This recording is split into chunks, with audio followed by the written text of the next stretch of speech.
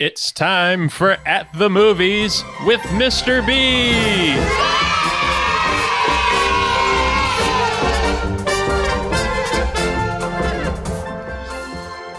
You know what time it is, folks. Yeah, we got the red carpet, the seats, the background, everything. It is At the Movies with Mr. B. Travis Byram is here. Hello, buddy. Great to be back. Great to be back, man. Yes, sir. It's been a minute, and I'm happy that you're on right now. Not only as a guest picker, because every time that you've done the NFL guest picking, it is either wildly accurate or wildly inaccurate. So we've got some fun with you at the end of this segment to get the picks in and for people to really follow, and they'll be good longtime fans of the show will be happy to see all of it. But we are right into the heat of award season. So this is like right when we, really get going and some of our best work is coming out here. And Oscar nominations aren't even close to coming out yet, but that's fine. We've had the Critics' Choice Award nominees. We've had the Golden Globe Award nominations come out.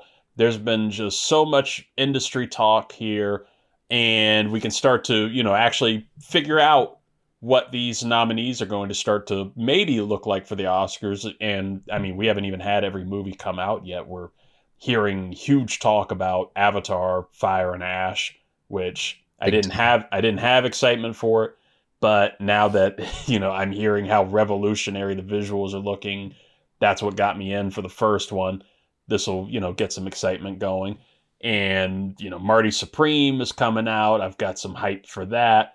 But right before we go into these nominations, like I'm looking at, some early nominations from the Golden Globes right now, like Frankenstein, right? Big Netflix film that had a theatrical release. I did want to get your thoughts on some of the stuff that's going on right now as we're seeing a sale for Warner Brothers begin again, Warner Brothers Discovery, and people might not be able, I'm sure people are seeing the headlines because it's some of the biggest news coming out in entertainment right now, but they might not entirely recognize what's happening where, yes, Warner Brothers, which is the home of Looney Tunes, DC Studios, which is the Superman, Justice League kind of films, plus plenty of other incredible IP, Wizard of Oz, TCM, Cartoon Network, the Discovery channels like ID and all that.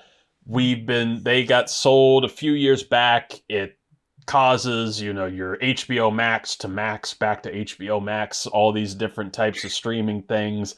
We're seeing that they've now been allegedly purchased by Netflix in the latest drama. I think it was about $83.7 million billion dollars for that sale was reported last week by CNBC. But now there's more drama as Paramount and Skydance and the Ellisons, who are, I can't say Nazis, right? Because it's not a great term. But if you watch, and this is a big recommendation, everybody, watch The Rehearsal, or at least a clip from The Rehearsal from Nathan Fielder, which was a show on HBO this past year, where he tried to explain his interactions with Paramount and, certain Nazi feelings that were going through there. This is a group that's, little, not corrupt, but it's not great. It's very MAGA heavy over there. We've seen it with the reshaping of CBS News, with the cancellation of Stephen Colbert and his show on CBS. And it's just so much drama going on right now over who's going to purchase. I still think it's going to wind up being Netflix, but I wanted to know your thoughts on a major studio like Warner Brothers with, that still puts out huge theatrical releases per year. We just saw it this past year, a big one with James Gunn's Superman.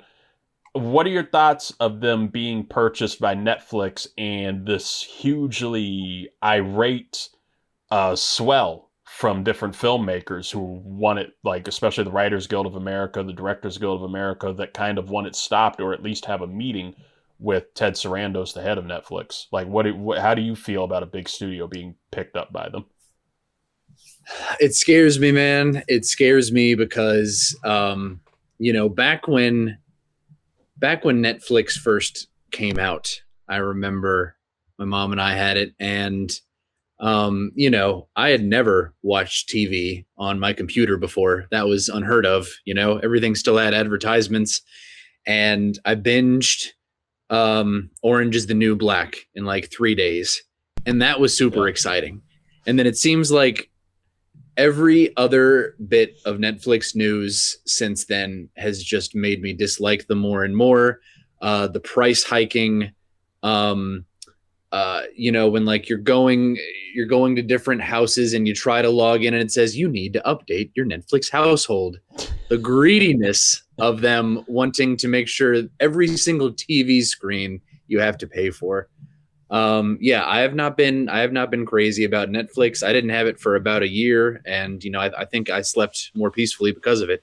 I just recently got it back for the 5th season of Stranger Things, and hearing this news, just watching companies consume each other, and the biggest thing, of course, that I take away from it is the theatrical experience. Yeah. The 2 best movies of the year, in my opinion, and in many, and in the Golden Globes that we'll be talking about, the Critics' Choice nominations that just came out, Warner Brothers' enormous heavy hitters, Sinners and One Battle After Another. I mean, if you didn't see Sinners in theaters, I saw them both in IMAX, and it's like these are movies designed to have a biggest crowd as possible, and for you to be chomping down on your popcorn and watching with the best sound. And I just feel like it's going to reduce the experience so much. Netflix is saying like, oh yeah, we'll give them 1 week, 2 week. And it's like, that is just not long enough. This year started out so promising with Sean Baker winning 4 Oscars for Anora and talking about, demanding that, studios have, I think his thing is a 3-month window of theatrical release. And I'm way more in Sean Baker's corner than Netflix's. Movies should be seen on their first release on the biggest screen that you can. I'm not in total disagreement on it. It's a weird thing, right? Like I've gotten kind of spoiled by this the streaming window of being able to, I don't want to leave the house sometimes. Sometimes trying to go through the theaters, at least here in Fredericksburg, it can be just a whole ordeal. But also, like you said, especially with like Sinners, right? That musical dance sequence in that film of going through the different genres. Like I saw it twice in theaters and just got goosebumps watching it. It still hits watching it on TV, right?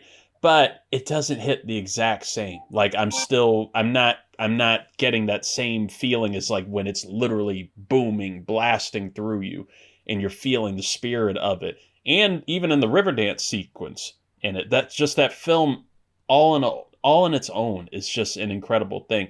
You even see it with these big superhero features like Fantastic Four, right? Watching that, I don't believe you're going to get the same experience watching it on your TV as seeing, the scale and monstrosity of Galactus and all these types of things that you're going to get there. And I would make an argument here, even watching Frankenstein recently. I just got to see Guillermo del Toro's Frankenstein. I watched it on Netflix. And as I'm watching it on Netflix, I'm just thinking, wow, I wish I had gone to the theater to see this. Me too, damn it. It is just gorgeous. It's gorgeous. And some of these visuals I would love to have seen on the big screen. So, and you're not going to get that same experience. We can go through all of these, like Wicked for Good, the Wicked films, getting the orchestral sound of it and being in a theater like it's, experienced on Broadway. You're just not going to get that in a 3-week window, 2-week window. It's not the same. Because Knives Out, the latest film, Wake Up Dead Man, I know that that's in theaters, or it's been in theaters, but I can't find it around here. I would have to go up north to get to the closest theater because it's not getting the exact type of window that they're claiming that you would get with it. So, yeah, it's not great.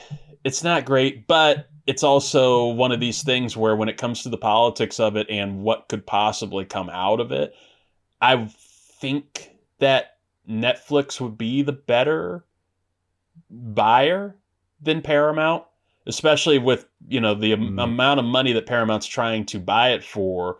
They're going through a Saudi Arabian funding company to get some of that money in there, and we've seen how that's been going with sports and the World Cup and everything. We don't really need to throw that into Looney Tunes. That wouldn't be it'd be an interesting Daffy Duck special, actually. But it's all just about IP at this point. So we'll, all it is. It's like you said, watching all these companies merge into one another and be bought up by the same thing. It's not a great time that we're living in, but hopefully, we'll continue to see more filmmakers be able to get power like a Sean Baker and demand their theatrical windows, or have some studio trying to deliver films out on a theatrical window to keep things going. I hope so, man. Well, you brought up the award nominations and the Critics' Choice Awards. I think I would rather talk about the Critics' Choice Awards than the Golden Globes, just because we've had issues with the Golden Globes over the past, right? We have. I still can't figure out what determines a Best Picture musical or comedy or a Best Picture drama and everything, where I think Sinners is in Best Picture, Best Motion Picture drama, but what was it? Is it Michael? I don't know. Then they were trying to put it in like musical or comedy, so just they can scoot on out of here. Sideline that. Critics' Choice Awards. We had 10 nominees for Best Picture there. We had 6 nominees for Best Director. Lots of nominees in the acting categories. I'll just go through the Best Picture nominees here. Of Begonia, which was a film starring Emma Stone and Jesse Plemons. Frankenstein from Guillermo del Toro. Hamnet, which is the William Shakespeare sort of biopic, but also a fictional telling of the life there a little bit. Jay Kelly on Netflix with George Clooney and Adam Sandler. Marty Supreme with Timothée Chalamet. One Battle After Another, the Leonardo DiCaprio, Paul Thomas Anderson film. Sentimental Value, which is something I've heard a lot about, but I haven't gotten a chance to really look into too much. Sinners, our movie, Sinners. Train Dreams, and Wicked for Good, all nominated for Best Picture. And some of the notable acting nominees, we already brought up Timothée Chalamet, Leonardo DiCaprio in there. Joel Edgerton for Train Dreams, which is nice to see. Ethan Hawke for Blue Moon. That dude has been working this year, so it'd be nice to see him, get some Oscar love. Wagner Moura for The Secret Agent, first Brazilian actor I know nominated for lead actor at the Golden Globes. I've been hearing a lot of praise for him. Michael B. Jordan also with his dual role, and then lead actress, we've seen Emma Stone, Amanda Seyfried for The Testament of Anne Lee, not for The Housemaid, just so people don't get too excited for The Housemaid, but it should be a fun movie. Renata Reinsve for Sentimental Value. Chase Infinity, the breakout from One Battle After Another. Jessie Buckley for Hamnet. So happy for her because I've been loving her since she was on Fargo. Fargo season 3 or season 4. She was fantastic on there and been breaking out ever since. And Rose Byrne for the movie title of the year, If I Had Legs, I'd Kick You. No Conan O'Brien nomination. Well, you know what, Reid? I'd like to applaud you for knocking out Renata Reinsve like that so effortlessly. Confidence. Man. I don't know. I don't even know if that's how you said it, but that's how I'm going to say it because you said it so confidently. I don't know if you listened to, I believe it was Marlon Wayans, one of the Wayans brothers, trying to announce the Golden Globe nominations. He said there's this animated movie called Amelie, and he called it Amelie. Oh, Lord. He butchered so many names. They should have had you up there, I got to tell you. Actors that just wake up and just go in and just start reading it, like no prep, nothing. Like they know that they're going to do it, like at least the night before. Why not just like try to get some of the names down? He was actively struggling. Yeah. Well done, Reid. But between all of these, you've also got some cool nominations in there. Ariana Grande for supporting actress for Wicked for Good. Sean Penn, Jacob Elordi, Adam Sandler, like all of these nominations that are coming out here. How are you feeling about the Critics' Choice nominees, the Golden Globe nominees, and what the lead up could be to the Oscars with them? Man, I'm feeling so good about all of these, man. And of the Best Picture nominees, I have seen all except Jay Kelly and Marty Supreme. So I'm really trying to stay on top of it. I think it's a really good, solid list. My heart is with Sinners and One Battle After Another. So it's easy to root for they're the opposite of the underdogs. They're the overdogs of this season. They are just absolutely dominating. It's fantastic seeing a genre work like Frankenstein, like Sinners, like Wicked for Good, getting such a large amount of nominations. Very excited for Marty Supreme. I think I might just have to see that on Christmas Day. I'm looking forward to it so much. Yeah, I think this is pretty representative of what we're going to get for our Best Picture 10. For Good has been kind of getting more mixed reviews. I could see Ariana sneaking in there. Surprised not to see Cynthia here, in Best Actress. But she did make it over in Globes. So I think Wicked might not make the cut. It was interesting for both Best Picture here in Critics and in Globes. No love for Avatar 3. Yeah. Even though I believe it made the AFI top 10 and the National Board of Review Awards top 10. A lot of criticism that it's so similar to the one before it. I kind of had that feeling back when I watched The Way of Water. Avatar, the first movie, was mind-blowing, and then it was like, okay, we're doing this again. So I wouldn't exactly miss it, but I got to give it the benefit of the doubt and see it in theaters. Yeah, just the One Battle After Another domination is so exciting to see. I think it's easily doing a Silver Linings Playbook, a Silence of the Lambs, that kind of a thing where it's actor, actress, supporting actor, and supporting actress. I think it is going to absolutely slaughter the Academy Awards. I think it's going to be bulldozing like Oppenheimer. That's huge. That's really huge. Man. I mean, it was one of the most anticipated movies of the year, and completely met the hype of seeing Paul Thomas Anderson and DiCaprio, actually work together for once. But these breakouts with Chase Infinity, and it's nice to see Tiana Taylor having a huge, praised role. Like, that's really awesome. Yes. And Sean Penn, I've heard great things. Oh, Sean Penn is absolutely ridiculous in the movie. I hate Sean Penn, the man. I have to distinguish that. But the performance,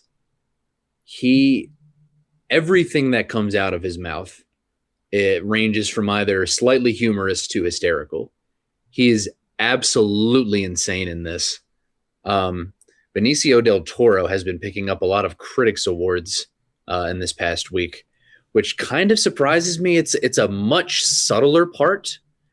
My vote would unfortunately go to Sean Penn because I just kept waiting to see what he had to say. But I would not be surprised if Benicio snuck in there. I mean, Sean Penn's already got 2 Oscars. Yeah. Couldn't hurt to distribute the wealth a little bit. I love Jacob Elordi as the creature, even though some would argue it's kind of a lead performance. Paul Mescal, I saw Hamnet this last week. Absolutely a lead performance. Same thing as Kieran Culkin for A Real Pain last year. They're sneaking these lead actors in, Reid. And Stellan Skarsgård in Sentimental Value is also absolutely a best actor performance. They are really Kieran Culkin lit the floodgates open. They're just letting anybody in supporting actor these days. Which is tough because I like a good, true supporting acting performance. Yes. Right? Like Like somebody that's like, even if it's like a 5-minute role, but like it sticks there. It makes the movie. It's the thing that you remember from it. Like a Viola Davis in Doubt. Right? Like that was like one of the Yes. first like major One things that scene like, wonder. yeah, like that's a supporting performance. Who was the nun in Conclave last year? Who Yeah, was Isabella Rossellini. Isabella Rossellini was fantastico in that one, just a little bit of a role. But yeah, no, I agree with you on that. Even honestly, and you brought up For Good and the mixed reactions there a little bit. And I love Cynthia Erivo, incredible talent, and I thought she was great in For Good. I don't think that she met it as much as the first film. And Mhm. honestly, like we talked last year about Ariana Grande kind of stealing the show Oh in my God. the first film. Yes. I really think that she kind of overshadowed and was like the overpowering role in For Good, and it became a little bit more of Glenda's story in this one, to Yep. where Best Supporting Actress I still think carries for this film, but you could make kind of a little bit of the same argument there, where it's such a stealing performance that you could Yeah. argue her for lead actress. Can I tell you my favorite nomination of this whole ceremony, Reed? Please do. Yes. Amy Madigan in Weapons as Aunt Gladys. Oh my God. I hope it happens. This has been one of the best years for horror. I've seen at least 5 horror movies that, off the top of my head, I would consider putting in my top 5 of the year. It could just be a whole year of horror. Now, this is a true supporting performance. You get her in the last third of the movie, and she's all you remember. She is not. Oh, I don't want to give away too much, but in a role like that, a lot of actresses would go really big, really broad. She's really subtle and really unnerving. She's a scary person. And just what she does in the movie is so creepy and disturbing that, I mean, that is the definition of a supporting actress performance. I think that deserves it. Right now, I'm stuck between wondering if they're going to reward Ariana for the Oscar that they should have given her last year against Zoe Saldana's performance. Yeah. If they're going to reward her with this, which I think, honestly, it's at least a more dramatic performance. I think she's perfect in both of them. She's the best part of these movies. But I also have a feeling Teyana Taylor might get swept up in the One Battle After Another Love, and they might just scoop her up all the way to victory. That's another one where it is a true supporting performance. And you walk out of that theater remembering her. That would be wild. That'd be such a wild career turn for her. But well deserved too. Well deserved. Well deserved. Only thing that I would jump in on here are the director nominees, especially for the Critics' Choice Awards. I love these nominations. And Paul Thomas Anderson, always going to hit. Ryan Coogler, I'm really rooting for Coogler. I'm really, really rooting for Coogler. If for nothing else, that scene. Just submit that one scene. The one scene. You don't even have to say, that's what you're talking about. You don't even have to say what it is. And people know what you're talking about. That scene from Sinners. It's incredible direction right there. But Guillermo del Toro also did a fantastic job with Frankenstein. I really want to see Sentimental Value and see what Joaquin Trier's work is there. Chloe Zhao, great to see her back. Great to see her back post Eternals. Everything, reminding people reminding people what she can do with Hamnet. Yes. And then Josh Safdie from Marty Supreme. It's very interesting to see the breakup of the Safdie brothers, who, they did some fantastic work with, especially Uncut Gems is going to be the one that everybody will always think about, but also Good Time and Heaven Knows What. But to see like who would actually, who's the star between the two, like who drives this, this stress The stress of Ugh. an Uncut Gems between Benny Safdie and Josh Safdie. Benny Safdie gets a lot more of I think, the praise and attention because, he's also an actor. You see him in Oppenheimer and Happy Gilmore too. He's going to be in the Odyssey as well for Christopher Nolan. Oh, wow. But Benny Safdie directed The Smashing Machine with Dwayne Johnson and Emily Blunt earlier this year. Yeah. More of a heartwarming sort of kind of tale between the two. Josh Safdie, there's something wrong with him. If you can see the stress of just the trailer of the Marty Supreme trailer. So interesting to see the career diversions for the two of them. I know. I hope Benny will see Marty Supreme and be like, "Oh, we need to go back to working together," because they made some magic, man. Between Good Times and Uncut Gems, like I was so excited to see more Safdie brothers content, and then, yeah, what a shame, you know. But yeah, Marty Supreme. I couldn't be more excited. Ping pong is the only sport that I'm halfway good in, and I want to finally see some representation for it. Oh, shit. Any final film thoughts? Any final review thoughts before we get into your picks? Man, if it was up to me, I think just going off the critical love, I mean, now Anora at this point last year, it looked like Brutalist was going to dominate the entire season. And then so much happened later on. Once we got to like the Critics' Choice, gave it to Anora. Then BAFTA gave it to Anora. I'm sorry, they gave Mikey Madison Anora. It was a very late turn switch for Anora becoming the front runner. Right now, it seems like One Battle After Another is going to just bulldoze the competition. I do not mind that at all. My best case scenario, I think Ryan Coogler has 5 masterpieces left in him. Paul Thomas Anderson has like 4 kids with Maya Rudolph. I don't know if you've seen him lately. He's getting old. I'm not saying he doesn't have more left in him, but Ryan Coogler is, he just keeps on chugging upward.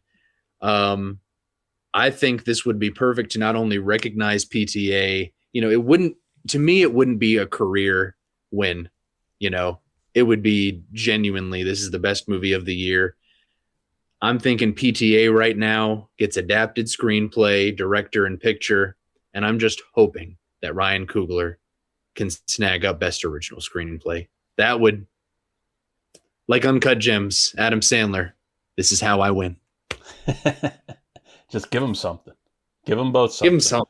And if we get PTA up there, he can give a Paul Dano shout out and tell Quentin Tarantino fuck off for those comments. Oh, the rage I have for Quentin Tarantino is unlike anything else. The ugliest man in Hollywood. I don't mind somebody, especially a great director, a great filmmaker like Tarantino, putting out your top 20 list of the 21st century. I don't mind you saying that you didn't like an actor's performance. Like it's all your opinions and everything. Everybody has opinions. We have our opinions all the time. But for you to be a esteemed, highly idolized filmmaker in Hollywood, and to call somebody just a terrible actor very publicly, to just rip them and shame them like that was awful. That was an awful thing to do to Paul Dano, especially somebody who I would call underrated. Like Paul Dano's he puts his heart into every performance, and you remember him in things like The Fabelmans. You remember him as the Riddler in the Batman. You remember him as playing a weak man very well in There Will Be Blood. And for you to call him like a weak actor and the weakest part of that film, making the movie unwatchable, like what the fuck are you doing? What are you talking about? Didn't like it. Didn't like that from Tarantino. Nasty. Yeah. And low-key theory, he brought up a lot of praise for Austin Butler, also in the same talk that he was talking about. Just reckless speculation here. Austin Butler played Tex Watson in Once Upon a Time in Hollywood. Now there was this talk and reports that Paul Dano had turned down a role in Once Upon a Time in Hollywood. I'm thinking Paul Dano turned down the Tex Watson role. Tarantino took deep offense to that and has just held a grudge on ever since. That's my headcanon. I'm sticking to it. I don't give a shit. I don't know how anyone hates on Paul Dano and sees the work that he's done and calls him weak. I don't know how you can look at Swiss Army Man, Little Miss Sunshine, Prisoners, Ruby Sparks, and come away with, oh yeah, he sucks. Yeah, he's great. Shout justice to Paul Dano. Justice to Paul Dano.